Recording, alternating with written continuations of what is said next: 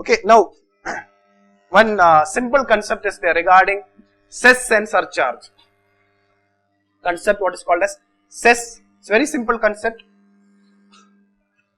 What is called as cess and surcharge. What is that? What is cess? What is a surcharge? Try to understand. Cess, both are tax on tax. Cess is a tax on tax. Surcharge is also a tax on tax. So concept wise, both are same. And now what is the difference between cess and surcharge? Now try to understand what is the, so to an existing tax, the government will impose it, cess. That is all. Take the case of service tax. To the service tax, if the government is imposing an additional percentage of tax, that is tax on tax. So we have cess and surcharge on. If you notice one thing, there is a lot of cess are there. Now what is the specialty of cess is that the proceeds you get from cess will be used only for that particular purpose. For example, education cess. Cess will be having an additional word like educational cess, Krishi Kalyan cess, Swachh Bharat cess. What does it mean?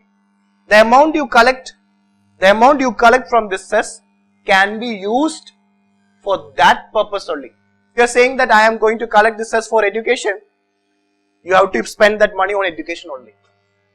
If the government is collecting Krishi Kalyan cess, that money have to be spent agriculture only, on Krishi only, not for anything else.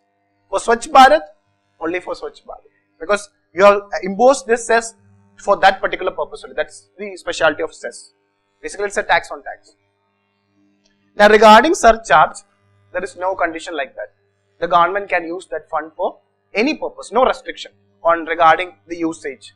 But for cess, it is only for that purpose for what the government have raised it. And again, surcharge is normally imposed with there will be a limit will be there. Say basically it is imposed on high income people with high income.